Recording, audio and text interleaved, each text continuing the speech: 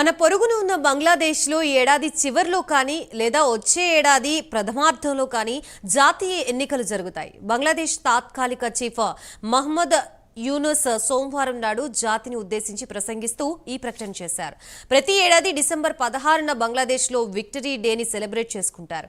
ఈ ఏడాది ఆగస్టులో ప్రధానమంత్రి షేక్ హసీనాని విద్యార్థులు ఉద్యమం ద్వారా ఆమెని పదవి నుంచి దించేశారు. ప్రస్తుతం ఆమె ఇండియాలో ఉన్నారు. ఇక బంగ్లాదేశ్ ఎన్నికల గురించి మరింత సమాచారం తెలుసుకుందాం.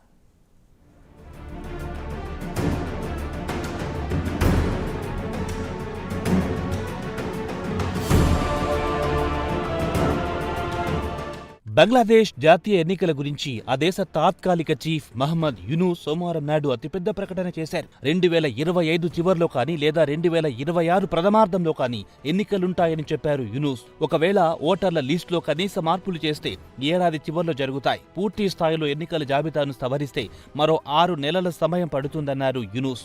ఎలక్టోరల్ రిఫార్మ్స్ కమిషన్ సలహాలు అమలు చేస్తే కొంత గడువు పట్టే అవకాశముందన్నారు తాత్కాలిక చీఫ్. కాగా యూనుస్ సోమవారం నాడు విక్టరీ డే సందర్భంగా దేశ ప్రజలను ఉద్దేశించి ప్రసంగిస్తూ ఈ విషయం చెప్పారు. కాగా ప్రతి ఏడాది డిసెంబర్ 16వ తేదీన బంగ్లాదేశ్ విక్టరీ డే జరుపుకుంటోంది. అయితే 16 సంవత్సరాల పాటు ప్రధానమంత్రిగా ఉన్న షేక్ హసీనాను ఈ ఏడాది ఆగస్టులో విద్యార్థుల ఉద్యమంతో ఆమె పదవి దిగిపోవలసి వచ్చింది. ఆ స్థానంలో యూనుస్ వచ్చారు కాబట్టి ఆయన నేతృత్వంలో విక్టరీ డే సంబరాలు జరుపుకోవాల్సి వచ్చింది.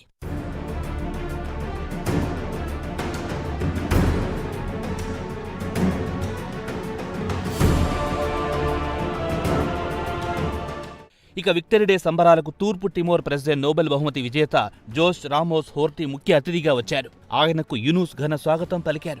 ఆయన గురించి ప్రస్తావిస్తూ రామోస్ హోర్టా తన దేశ స్వాతంత్ర్యం కోసం పోరాడారని చెప్పారు. బంగ్లాదేశ్ లిబరేషన్ వార్కు ప్రేరణ పొంది 2022లో ఈస్ట్ టైమూర్కు స్వాతంత్ర్యం సంపాదించి పెట్టారని యూనుస్ వివరించారు. డాక్టర్ యూనుస్ ఇటీవల యూరోపియన్ యూనియన్కు చెందిన 19 మంది అంబాసిడర్లను మొట్టమొదటిసారి కలిశారు. కాగా ఈయూకు చెందిన అందరూ అంబాసిడర్ను ఢాకాకొచ్చి తమ ప్రభుత్వంతో కలిశారు. ఇంతమంది అంబాసిడర్లు వచ్చారంటే వీరంతా బంగ్లాదేశ్కు మద్దతు ఇస్తున్నట్లే కదా అని యూనుస్ దేశ ప్రజలను ఉద్దేశించి ప్రసంగిస్తూ చెప్పారు. విదేశీ రాయబారులను కలవడం చారిత్రక ఘట్టం. అయితే ఈయూకు సంబంధించి రాయబార కార్యాలయాలన్నీ ఢిల్లీలో ఉన్నాయి. అయితే చాలా మంది విదేశీ రాయబారులకు ఢాకా ఎలా ఉంటుందో కూడా తెలియదు.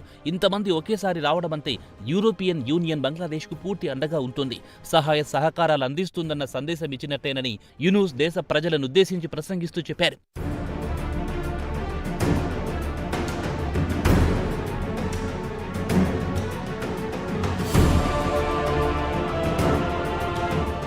యూరోపియన్ యూనియన్ రాయబారులకు తన ప్రభుత్వం తెచ్చిన సంస్కరణల గురించి వివరించారు. త్వరలోనే ఎన్నికలు నిర్వహిస్తానని వారు చెప్పారన్నారు. వారు కూడా తమ వంతు సహకారం అందిస్తారని హామీ ఇచ్చారు. బంగ్లాదేశ్ గురించి పెద్ద ఎత్తున దుష్ప్రచారం జరుగుతోందన్నారు యూనుస్. బంగ్లాదేశ్ విద్యార్థులు ఎదుర్కొంటున్న ఇబ్బందుల గురించి తన ప్రసంగంలో ప్రస్తావించారు. బంగ్లాదేశ్ విద్యార్థులకు వీసాలు కావాలంటే న్యూఢిల్లీ వెళ్లాల్సి వస్తుందని, దీన్ని ఢాకాలో కానీ తమ పొరుగున ఉన్న దేశాలకు కానీ తరలించాలని కోరానన్నారు. కాగా బంగ్లాదేశ్ విద్యార్థులకు యూరోపియన్ యూనివర్సిటీలో చదువుకోవాలంటే వీసాలు లభించడం లేదని యూనుస్ ఈయూ రాయబారుల దృష్టికి తెచ్చారు. దీన్ని దృష్టిలో ఉంచుకుని ఢాకాలో వీసా ఆఫీస్ తెరిస్తే తమ విద్యార్థులకు మేలు జరుగుతుందన్నారు యూనుస్.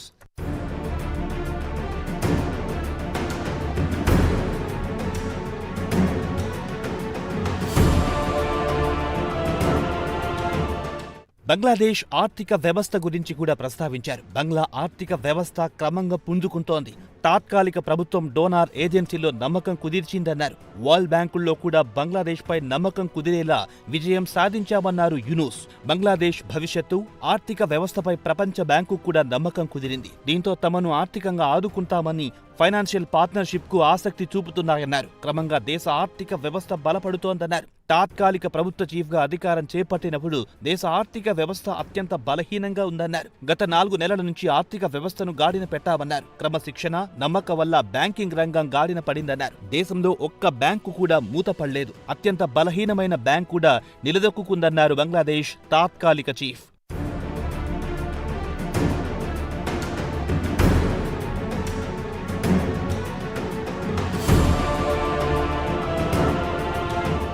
ఇదిలా ఉండగా బంగ్లాదేశ్ తాత్కాలిక ప్రభుత్వం ఏర్పాటైన తర్వాత యూనూస్ ఒక ఎంక్వైరీ కమిషన్ ఏర్పాటు చేశారు. హసీనా ప్రభుత్వం, ఆమె ప్రభుత్వంలో ఉన్నతాధికారులుగా పనిచేసిన వారు సుమారు 3,500 కంటే ఎక్కువ మందిని బలవంతంగా మాయం చేశారని ఆరోపించారు. విచారణ కమిషన్ గత శనివారం నాడు నివేదిక విడుదల చేసింది. మాజీ ప్రధాని షేక్ హసీనా హస్తముందనేందుకు సాక్ష్యాలు కూడా ఉన్నాయని మహమ్మద్ యూనూస్ ప్రభుత్వం శనివారం నాడు ఒక ప్రకటనలో తెలిపింది. అన్ఫోల్డింగ్ ట్రూత్ పేరుతో ఒక నివేదిక విడుదల చేశారు. దేశంలో విద్యార్థుల ఉద్యమం తారాస్థాయికి చేరినప్పుడు కొంతమందిని బలవంతంగా మాయం చేశారని నివేదికలో పేర్కొన్నారు. మాజీ మిలిటరీ ఉన్నతాధికారులతో పాటు పోలీసు ఉన్నతాధికారుల ప్రమేయం ఉందని నివేదిక వివరించింది.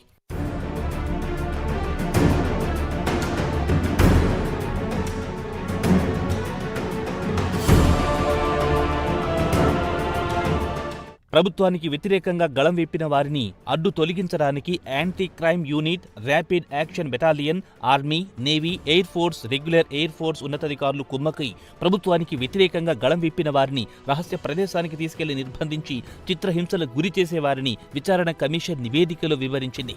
ఢాకా చుట్టుపక్కల మొత్తం 8 డిటెన్షన్ సెంటర్లున్నాయని తెలిపారు. మార్చిలో మరో మధ్యంతర నివేదిక విడుదల చేస్తామని విచారణ కమిషన్ పేర్కొంది. కాగా హస్తినాపై వచ్చిన ఆరోపణలను పూర్తిగా విచారణ చేపట్టారంటే కనీసం ఏడాది సమయం పడుతుందని కమిషన్ అధికారులు చెప్పారు. కాగా విచారణ అధికారులను యూనూస్ ప్రశంసలతో ముంచెత్తారు. మీకు కావలసిన సహాయ సహకారాలు అందిస్తామని హామీ ఇచ్చారు.